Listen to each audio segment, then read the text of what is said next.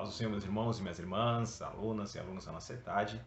Dando continuidade aqui aos nossos estudos, vamos agora estudar a última lição do livro Apocalípticos. Livro aí que estudou o livro de Daniel e agora estamos finalizando com o livro de Apocalipse.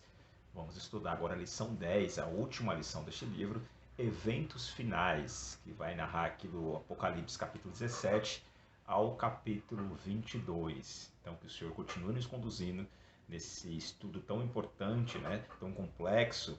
Vocês não sabem que aqui, infelizmente, só uma passada, né, não dá para a gente aprofundar nos temas, porém, certamente aí já deu para aqueles que ainda não conheciam, ou aqueles que ainda não tinham se atentado ao livro de Apocalipse, com certeza deu um gostinho a mais, aí, uma vontade de se aprofundar um pouco mais. Faça isso, meu irmão, minha irmã. Isso vai realmente fazer o seu ministério crescer, fazer a sua vida espiritual crescer e fazer você ficar mais consciente aí das coisas que estão acontecendo e também aguardando, anelando a volta do nosso Senhor Jesus Cristo. Amém? Então, dando continuidade aqui, já vamos estudar o texto 1 da lição número 10. Então, entrando aqui, meus irmãos, a introdução, na página 151, nos capítulos 16 do livro de Apocalipse, o evento que se segue à última praga é a volta de Jesus Cristo em glória e poder para julgar as nações. Antes disso, no entanto, temos duas extensas passagens parentéticas tratando de dois fatos portentosos: a falsa igreja mundial, a Babilônia, do capítulo 17, e a seguir, uma outra Babilônia, capital do reino do anticristo,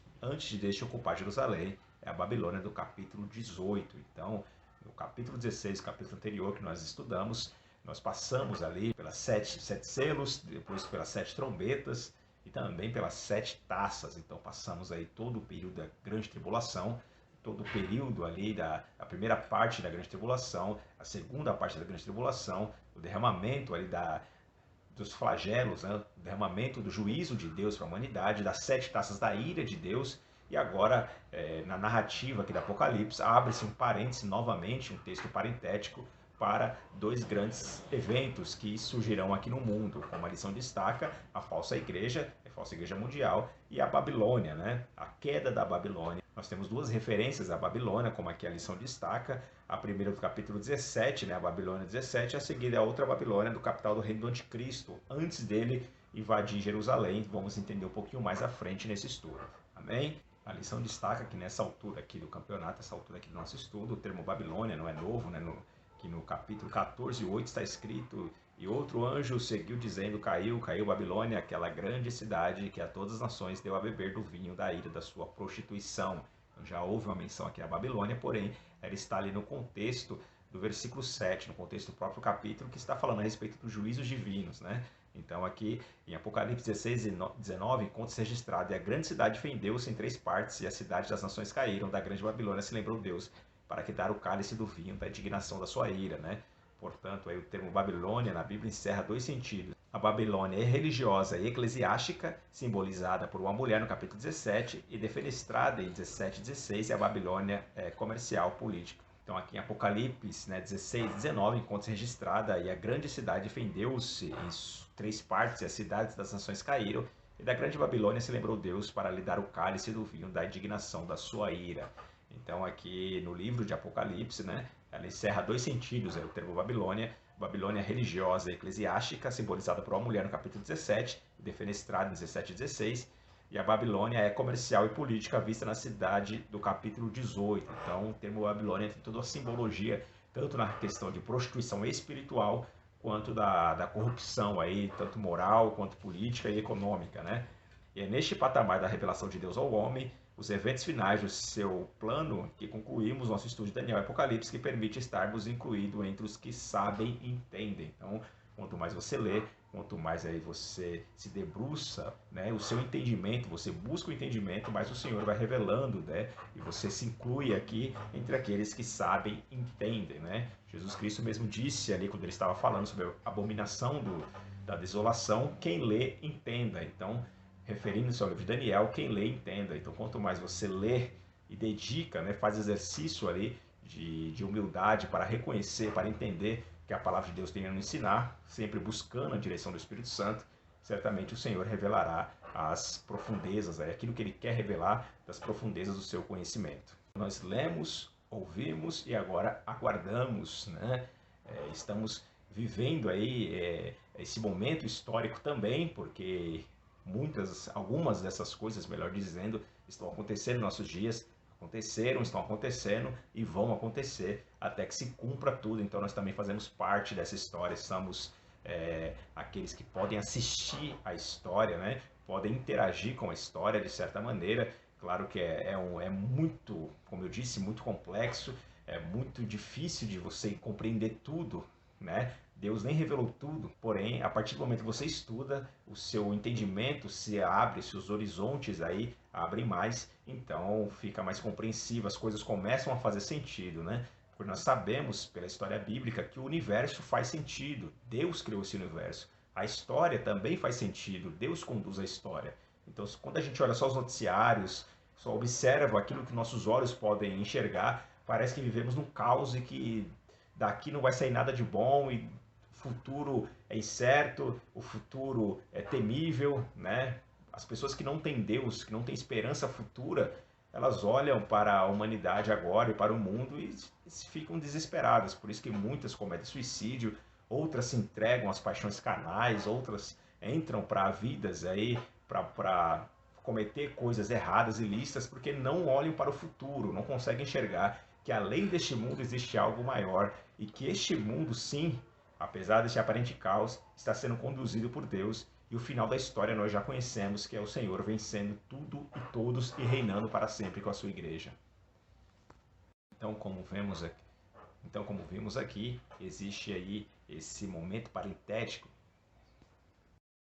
Aqui no texto 1, meus irmãos, página 153, da Babilônia religiosa, fala desse evento aqui, desse texto parentético, desse surgimento da falsa religião mundial, né? Como vimos aí no vídeo passado, como as coisas estão se encaminhando realmente pelas ideias, pelos discursos, né? Como algumas legislações em algumas partes do mundo também levam para essa religião universal, essa religião sem fronteiras, sem barreiras, onde não existirá, segundo eles, discriminação de religião, discriminação de crença, de credo, não haverá a necessidade de ninguém ficar evangelizando, ninguém ficar dogmatizando ninguém, porque a religião será uma só. Como eu disse também nos vídeos passados, o ser humano ele é um ser religioso, então esse espaço, essa lacuna da religião, ela tem que ser preenchida de alguma forma, não pode ficar um vácuo. Então essa religião vai surgir com força, porque as pessoas têm fome do espiritual, mas essas pessoas que ficaram aqui não quererão saber de Deus, não quererão saber do Deus Todo-Poderoso, querem preencher o seu espírito, mas não com o alimento real e verdadeiro que é o relacionamento com o nosso Deus. Então, por isso que essa besta terá um grande poder na humanidade, porque a religiosidade realmente ela é poderosa. E na Bíblia você tem várias passagens associando a prostituição, né, prostitutas, mulheres prostitutas com a espiritualidade, com a prostituição espiritual, né? Principalmente o livro de Oséias, outras passagens, outros livros, claro, tratam disso, mas o livro de Oséias fica muito claro. Ainda Deus, quando ele manda Oséias se casar com uma prostituta para demonstrar para o povo qual era o sentimento dele em relação ao povo. Assim como Oséias sofreu por ter a sua mulher ali ser uma prostituta, Deus também sofria com seu povo também na prostituição, mas a prostituição que Deus está se referindo é a prostituição espiritual, a idolatria, né? O amor a outras pseudas divindades que existiam naquela época e que afastavam o povo de Deus. Então a Bíblia em vários momentos trata aí a prostituição como algo espiritual, né? Simbolismo de algo espiritual. E aqui no decorrer da lição, no terceiro parágrafo, com quem se prostituíram os reis da terra. Isso indica que esse falso movimento religioso se estenderá por todo o mundo. É interessante, meus irmãos. A religião, aparentemente, quando a gente olha aí de uma primeira vista, parece que os grandes líderes do mundo, as grandes personalidades, elas não são religiosas, né? Elas são neutras na questão espiritual.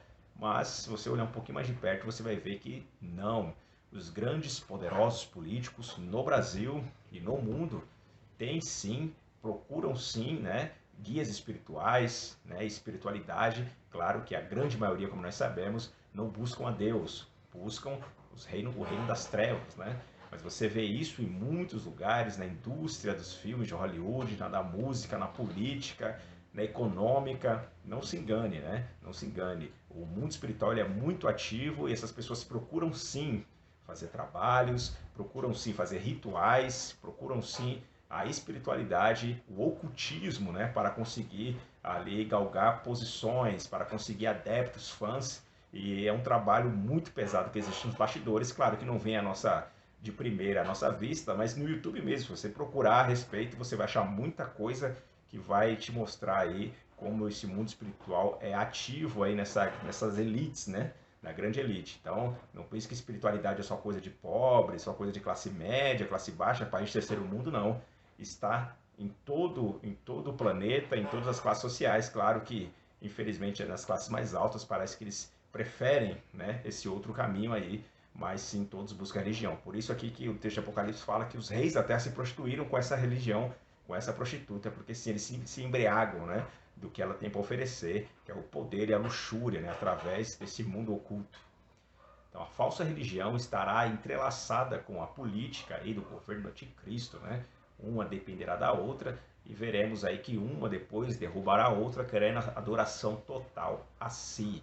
Então veja, sempre a busca pelo poder, sempre a busca pela adoração, é sempre o homem ou o próprio Satanás querendo se colocar no lugar de Deus, o lugar que só tem um que pode ocupar, o Deus Todo-Poderoso. Então veja que não é dinheiro, a questão não é bens, a questão é poder, adoração. Por isso, a forma que as bestas irão trabalhar, e por isso o diabo incansavelmente vem querendo aí agir na humanidade, vem agindo na humanidade justamente por poder. O que move mais os homens, o que move mais os desejos é o poder, nem tanto o dinheiro. Às vezes a pessoa sem dinheiro, mas com poder, ela tem muito mais meios de ação do que uma pessoa com dinheiro e sem poder. Isso é interessante de se observar.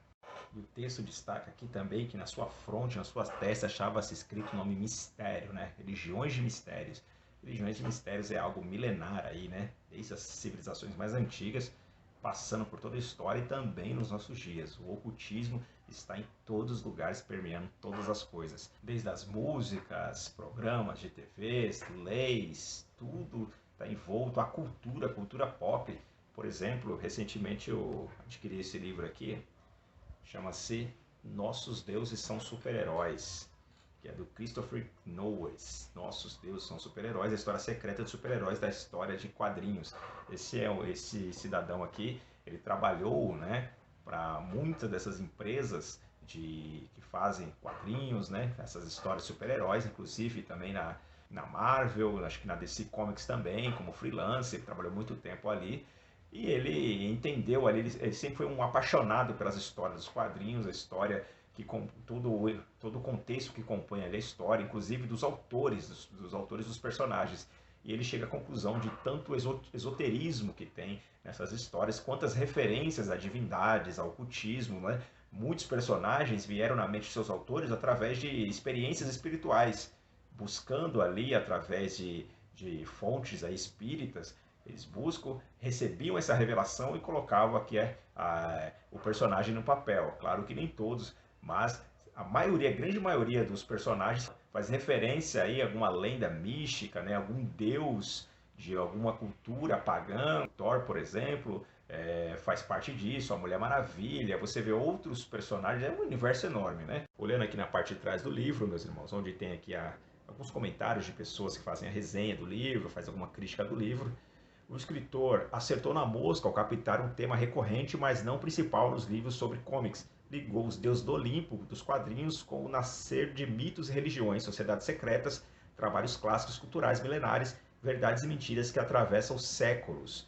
Outro aqui. Quem quiser investigar as raízes arquétipicas e esotéricas dos quadrinhos, sua história secreta, não pode deixar de ler este estudo enciclopédio atualizado. Né? Outros, vocês acham que os super-heróis são uma novidade? Esperem até ler a excitante interpretação de Lawrence Lisner fazem dele, que é o que o escritor, acho que não falei o nome correto, mas é mais ou menos isso. Então, ele traz toda a mística por trás da criação dos personagens, principalmente os personagens aí mais clássicos que conhecemos.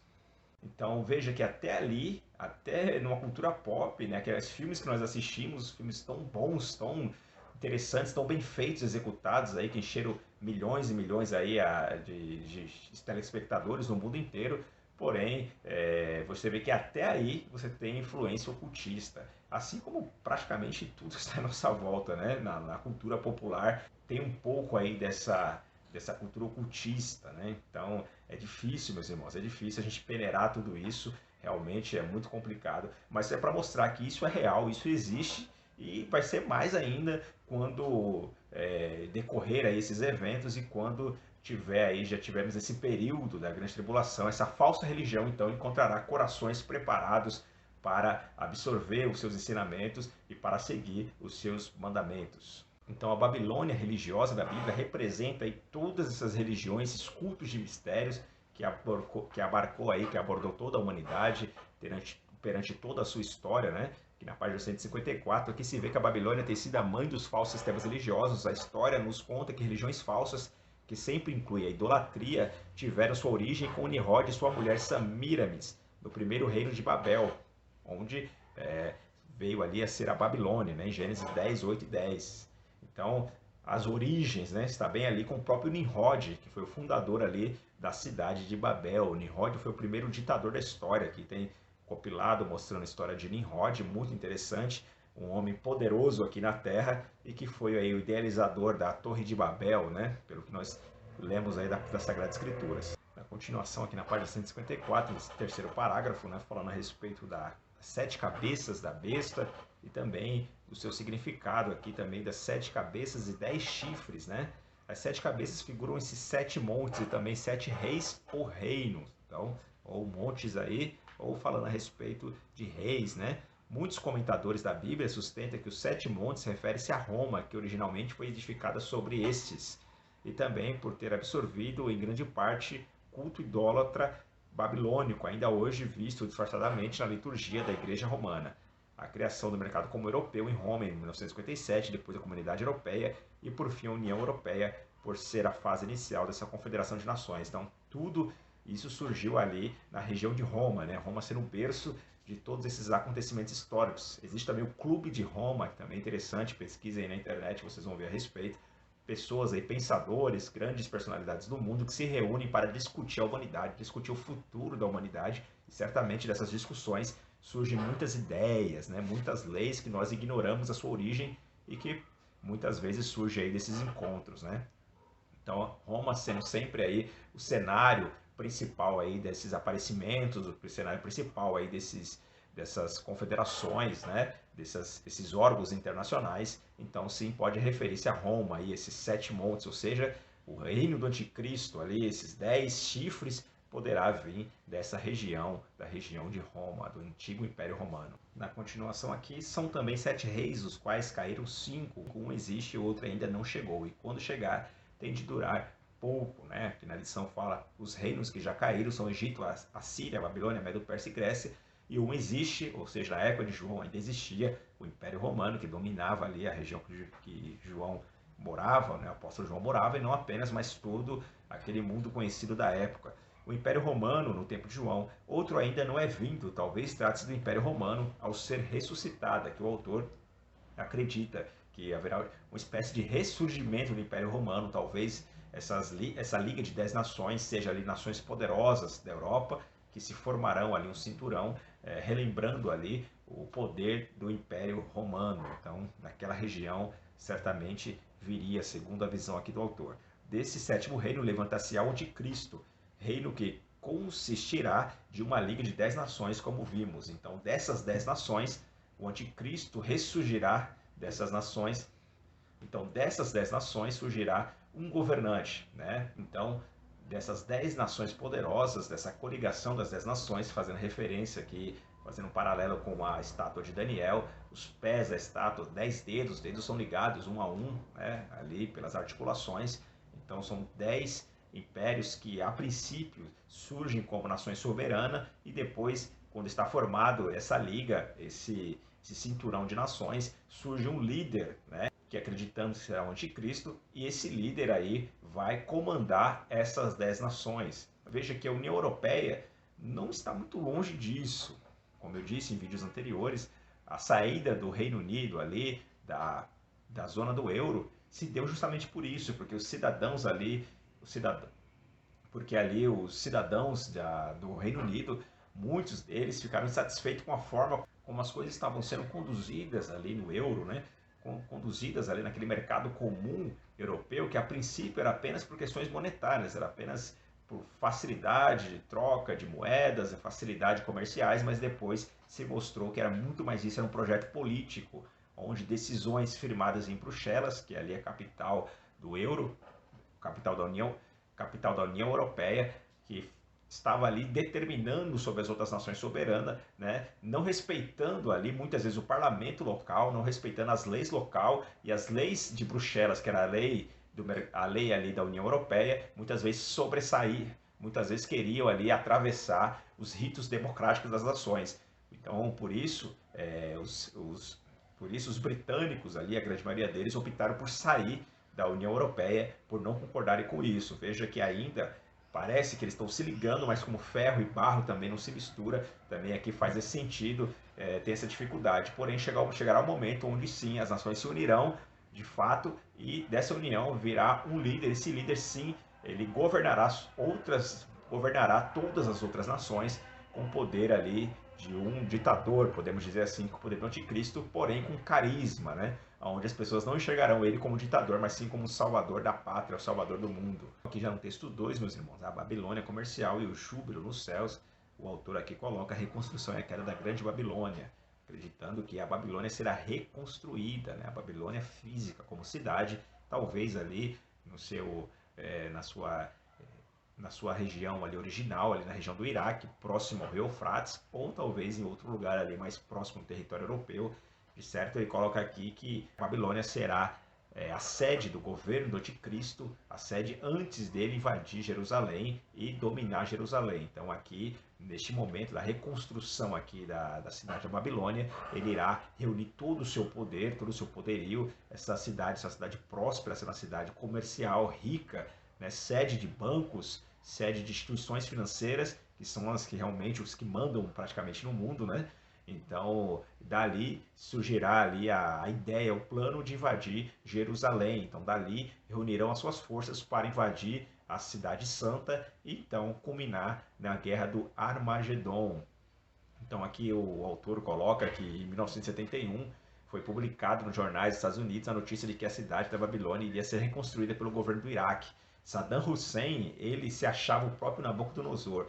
Se você procurar na internet também, você vai ver reportagens a respeito disso. Você vai ver que lá nessa região foi encontrado aí artefatos da época ali da grande cidade da Babilônia, tijolos com inscrição do nome de Nabucodonosor. Então, sabedor disso e para ganhar ali mais adeptos, Saddam Hussein na época queria reconstruir a Babilônia ali na sua região original, ali onde ela foi no passado, e se tornar ali o grande império novamente, mas não foi bem sucedido e ele acabou morrendo, né? Então, mas já houve ideias, já houve plano da reconstrução, então não é algo novo se isso vier acontecer, não é algo novo, a ideia já existe aí pairando certamente por muitos aí poderosos e também daquela região, muitas pessoas poderosas daquela região.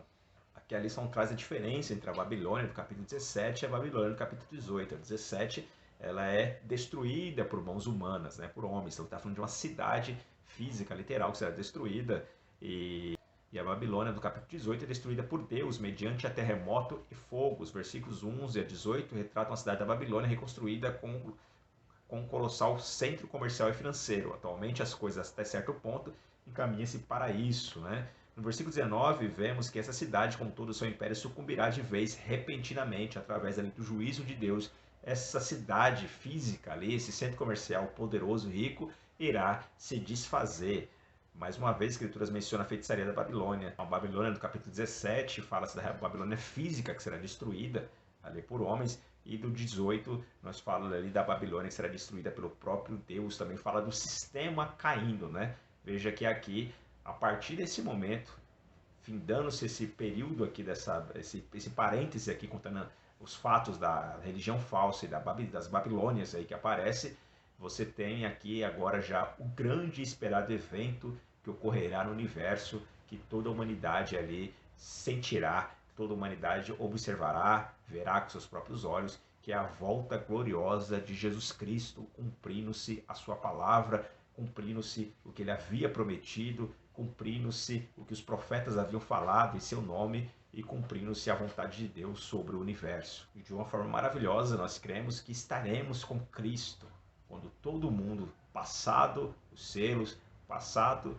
as trombetas, passado as taças, vindo este momento histórico, político, depois o mundo passar por essas catástrofes e tragédias, os que sobreviveram, né, os reinos que sobreviveram, as pessoas que sobreviveram, verão agora o poder de Jesus Cristo vindo como rei, o rei do universo.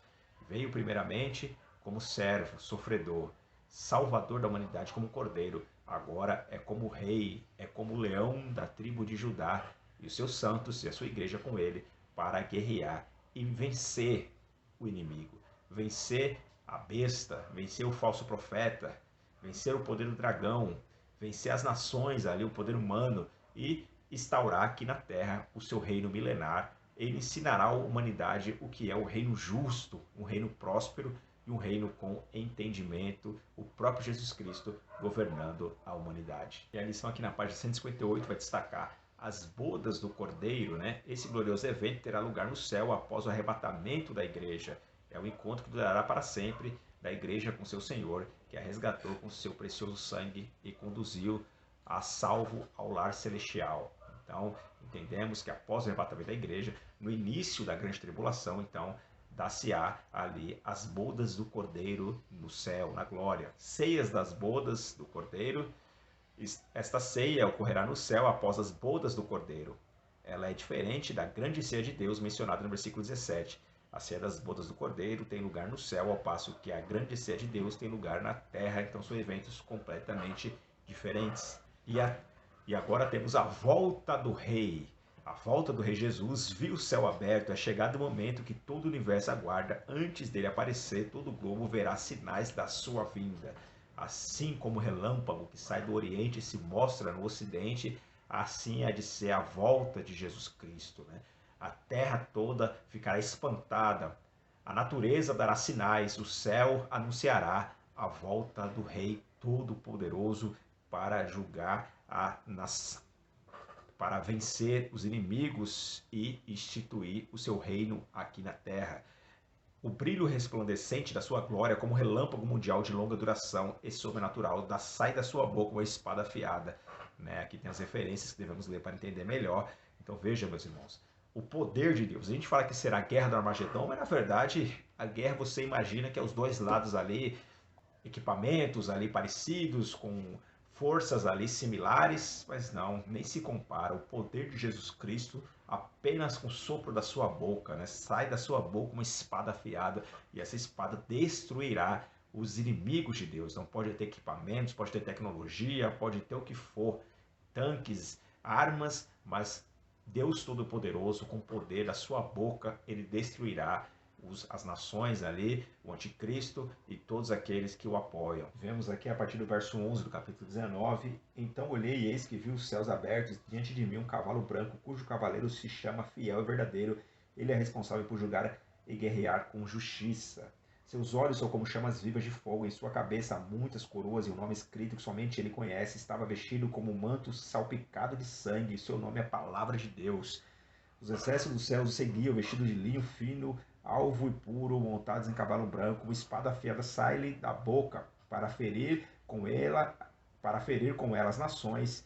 Ele as regerá com cetro de ferro, e ele mesmo é o que pisa o lagar do vinho da justiça da ira de Deus Todo-Poderoso. Em seu manto, sobre a coxa, traz escrito este nome: Rei dos Reis, Senhor dos Senhores. Então, nosso Senhor Jesus Cristo virá poderoso em glória e irá ali guerrear, vencer, irá julgar e implantar o seu reino aqui nessa terra. Para entender melhor aqui o contexto de Armagedon, leia Zacarias aí, a partir do 14, capítulo 14, será muito interessante, você vai ver os fatos narrados ali com detalhes. Como a Bíblia ela é muito rica, meus irmãos, como o Senhor é todo-poderoso, ele espalha perante toda a Bíblia ali, espalha porções, né, de revelações a respeito de coisas futuras. Então lá em Ezequiel, lá atrás, você vai ver como será o panorama de algo que ainda vai acontecer aqui neste momento histórico que estamos estudando. Então veja,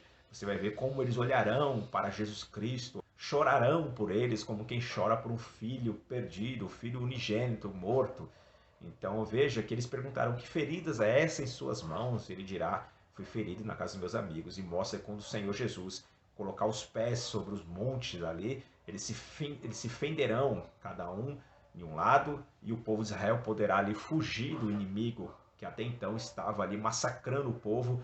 Mas quando o povo clama, sendo massacrado, clama por Deus, o Senhor Jesus Cristo vem em glória, e aí se dá o cenário do Armagedon. E aqui nós já estamos vendo o desfecho final, a vitória de Jesus Cristo sobre o inimigo, sobre a besta, sobre o falso profeta. E na continuação aqui, os primeiros ocupantes do lago de fogo são o anticristo e o falso profeta. Eles são homens, pois como tal são tratados aqui. Assim virá com poder de grande glória o Filho de Deus e também o Filho de Davi. É o cumprimento das promessas divinas, como vemos em 2 Samuel 7,16, Lucas 1, 31, 32. De Davi foi dito no passado: agora, pois, porque vos calais e não fazeis voltar ao rei?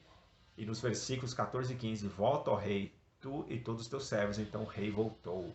Então, meus irmãos, Jesus Cristo virá e vencerá. Então nós já conhecemos o final da história. Não devemos desanimar com o que ouvimos e vemos, por mais desesperançoso que seja, mas devemos sim confiar no Deus Todo-Poderoso que veio, ressuscitou, foi levado aos céus e voltará para buscar a sua igreja e voltará para reinar neste mundo. Então já vamos aqui para o texto 3, o milênio e o juízo do grande trono branco. Então, logo após esses fatos, Jesus Cristo vencendo os inimigos, ele instaurará um milênio aqui nessa terra.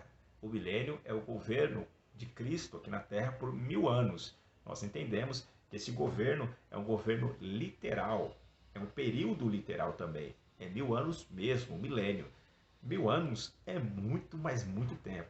Então, para aqueles que acreditam que o mundo está prestes a acabar, não tem uma boa notícia não. Ainda vai durar muito. Pense, o Brasil tem 500 e poucos anos aí, não lembro de cabeça agora, mas não temos nem... Passamos agora há pouco da primeira metade do milênio. Então, ou seja, Jesus Cristo irá governar aqui por 1000 anos ainda. Então, esqueçam, o mundo não está acabando, não vai acabar. As coisas vão acontecer, as catástrofes virão, realmente a humanidade irá sofrer muito, a natureza irá sofrer muito, mas ainda não é o fim, porque Jesus Cristo ainda vai reinar neste mundo por 1000 anos. Ele irá prender, né, o dragão, do jeito que é colocado aqui. No terceiro parágrafo aqui da texto 3, ele segurou o dragão, a antiga serpente que é o diabo Satanás, e prendeu por 1000 anos. Satanás, ausente da terra durante o milênio, será uma maneira de Deus fazer o mundo saber que o pecado é mais do que uma influência, mais do que um produto diabólico. Isso vai provar ao homem que ele peca, mesmo como diabo ausente, mas ainda sob o governo e influência do príncipe da paz, mesmo que de modo restrito. Veja, neste período ainda haverá pecado. Esse período, as pessoas que sobreviverem a toda essa catástrofe que irá a terra passar, todos esses flagelos, as nações que sobreviverão, né, Deus ali permitirá que eles entrem aí no período do milênio, né? Então haverá pessoas, nascerão pessoas, né? Pessoas de carne e osso, pessoas casarão, dar-se um casamento, vão ter filhos, o mundo vai seguir, só que agora com o reinado de Jesus Cristo. Mas Satanás será preso, como vimos aqui, porém, mesmo ele estando preso, o ser humano ainda terá o livre-arbítrio e ainda pecará, porque a sua natureza ainda é pecaminosa. Veja que não é só Satanás que leva o homem ao pecado. O homem, pelas suas próprias inclinações também, né, é levado ao pecado. Claro que Satanás ele vai ampliar isso, ele vai influenciar a pessoa para que ela solte o freio da sua vida mesmo e cometa o pecado, mas o desejo de inclinação pecaminosa é da própria natureza humana. Então, mesmo nesse período onde Satanás estiver preso, o ser humano ainda irá pecar, né? Ele ainda irá pecar, e quando Satanás for solto novamente, ele ainda vai enganar, ele vai usar, se aproveitar desses corações, dessas intenções dessas pessoas, e irá se levantar contra Deus novamente. E mesmo depois desses 1000 anos presos, Satanás será solto novamente, irá sair para enganar as pessoas novamente, as nações, para insuflar, né, agravar o pecado dessas pessoas e permitir fazer aí com que elas se revoltem contra o governo do Senhor Jesus. Então veja que interessante, Satanás ele é incorrigível. Não tem mais saída para Satanás, não há arrependimento, porque ele é um ser incorrigível. Mesmo depois de tudo isso, ele não se arrepende, não tem como ele mais se arrepender. Ele ali é obstinado no pecado, sabendo que lhe resta pouco tempo, sabendo que o seu fim já está programado, e o seu fim é lago de fogo e enxofre, porque esse é o destino de Satanás, foi criado para Satanás e seus anjos, e é claro, todos aqueles que se deixaram seduzir por ele também irão para o lago de fogo, assim como a besta nesse período e a falso profeta já foram lançados no lago de fogo, enxofre, e agora Satanás, depois do milênio, também será lançado lá, e todos aqueles que deixaram se seduzir por ele. Então, decorrendo todas essas coisas, teremos aí o grande trono branco, né? O julgamento universal, o julgamento de Deus para toda a humanidade, que conforme Apocalipse 20, 11 ao 15, né? Perante esse trono, perante esse julgamento, grandes e pequenos, todos comparecerão. O mar dará os seus mortos, né? A morte e o além entregarão seus mortos, então todos comparecerão perante o Senhor. Veja o poder imenso de Deus. O poder de Deus não se compara com nada que existe. Como pode ordenar e o mar devolver os seus mortos, né? Todo o Hades, a morte, entregará tudo que ela consumiu durante toda a história da humanidade. E eu não sei em que lugar será isso, porque na Terra não caberá. A Terra não cabe tanta gente, né? Nós estamos hoje com 7 bilhões e poucos de habitantes, já está um espaço escasso. Imagine toda a história da humanidade, todos os seres humanos reunidos em um só lugar. Então não sei onde será isso, mas certamente vai ser um evento aí poderoso, porque Deus irá julgar a todos, né? E esse julgamento não é coletivo, é um julgamento individual. Cada um prestará conta a Deus pelos seus atos, por tudo que fez aqui nessa terra. Então nós não estamos soltos no universo, não somos partículas soltas no universo, somos criaturas de Deus, imagens e semelhança de Deus. E os que aceitam Jesus Cristo como Salvador têm o poder de ser chamado filhos de Deus. Então, o ser humano hoje que vive achando como se Deus não existisse, crendo ou não, irá prestar conta perante o juiz do universo. Infelizmente não dá para detalharmos aqui, tem muita coisa que a gente gostaria de falar, de enfatizar, de explanar aqui melhor, mas senão o vídeo vai ficar muito longo, é a nossa última aula. Então já vamos aqui para o texto 4 aqui, nessa sessão, nessa lição nós temos 6 textos, né? Até então nas outras tivemos 4 textos, nessa temos 6, então deixa eu correr aqui para o texto 4, o eterno e perfeito estado, Apocalipse 21 e 22. E aqui diz o texto 4, agora haverá um novo começo, uma nova ordem universal. Com o estudo do capítulo 21 e 22, chegamos ao fim do tempo e o começo da eternidade. Isto para os homens, porque Deus é eterno quanto ao passado e ao futuro. Isso também em linguagem humana, porque para Deus só existe o eterno presente. Ele é o eterno eu sou. Então, meus irmãos, toda a história agora haverá uma nova era. Literalmente, haverá uma nova era. Então, até então, o tempo cronológico que nós conhecemos se finda a partir deste momento, depois ali do grande tribunal, depois ali de Deus estabelecer o juízo para toda a humanidade, para todos os seres criados, para todos os demônios, para o diabo. A partir deste momento, então, a história fica para trás. Veja a estátua de Daniel, quando aquela pedra, sem auxílio de mãos humanas, cai nos dedos da estátua e a partir daquele momento toda a estátua vira pó, ou seja, todo o lastro histórico fica para trás. A história como conhecemos já não existe mais, agora é o momento da eternidade e viveremos com Cristo, né? Com Deus, com Cristo na Nova Jerusalém, página 162. Deus agora estabelecerá um novo céu, uma nova terra e uma nova cidade, a Nova Jerusalém. Eis que faço nova todas as coisas. Então, vi no céu, vi novo céu e nova terra, pois o primeiro céu e a primeira terra passaram e o mar já não existe. Então veja que Deus irá recriar, irá fazer novo, irá descer do céu a Nova Jerusalém.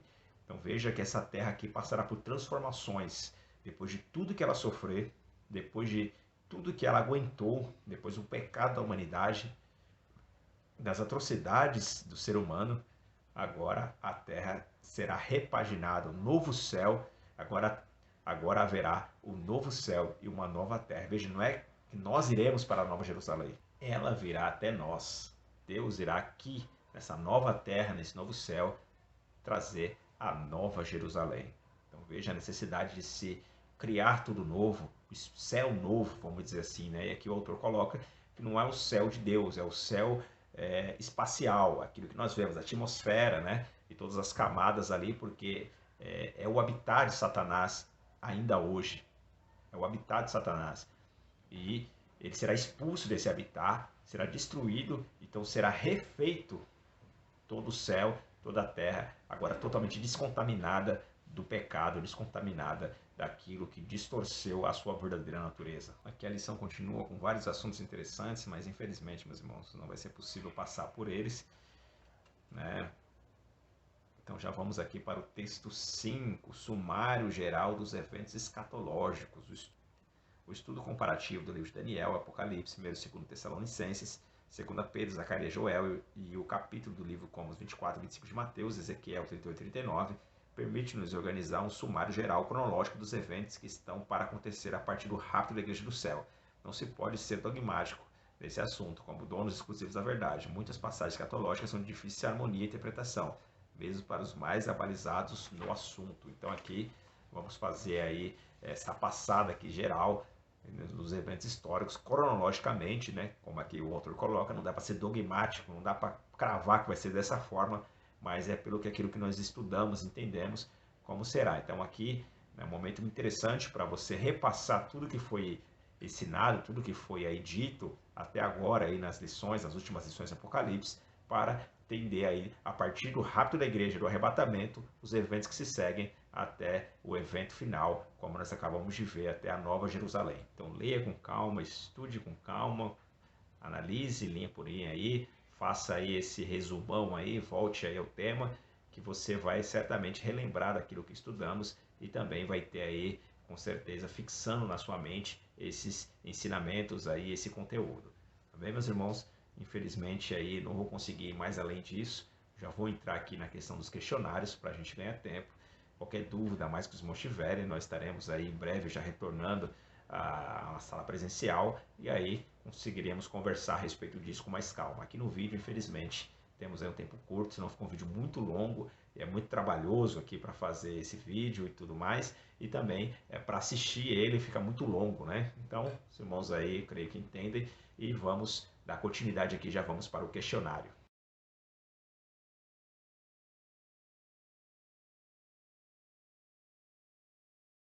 Então, entrando aqui no questionário, meus irmãos, paramos aí na questão 6 e agora vamos na questão 7, referente aqui à lição 10. Questão 7. As religiões falsas tiveram sua origem com Nimrod e sua mulher Semiramis, no primitivo reino de Babel. Aqui a resposta está na página 154, primeiro parágrafo aqui, já na segunda linha, né? Tiveram suas origens com Nimrod e sua mulher Semiramis no primitivo reino de Babel. Então, questão 7 está correta. Questão 8. Apocalipse 18, 23 deixa claro que a capital do anticristo será permeada de espiritismo. Essa resposta da 8 está na página 157. Sexto parágrafo aqui, mais uma vez, as escrituras mencionam a feitiçaria da Babilônia. Fica bem claro que a capital do anticristo será permeada pelo espiritismo. Então a questão 8 está correta, letra C. 9. As bodas do Cordeiro e a ceia das bodas do Cordeiro ocorrerão no céu após o arrebatamento da igreja. A resposta está aqui na página 158, segundo parágrafo aqui, informando que não, é o contrário, são coisas diferentes, né? Esta ceia ocorrerá no céu após as bodas do Cordeiro. Ela é diferente da grande ceia de Deus, mencionada no versículo 17. Então, enquanto uma será no céu, outra na terra. Então, a questão 9, letra E, está errada. Questão 10. O milênio é o esplendoroso reinado de Cristo aqui na Terra por 1000 anos. Já na página 159, primeiro parágrafo aí, primeira linha, letra C, está correta. 11ª. Gog e Magog, citado em Apocalipse 28, trata-se de povos do milênio rebelados contra Deus. Página 160, aqui no segundo parágrafo, Gog e Magog, aqui são povos do milênio rebelados contra Deus. Letra C, está correta. Vamos aqui para a 12ª. Vi novo céu e nova terra. Não se trata aqui do céu como habitação de Deus, mas o espaço sideral entre o céu e a terra.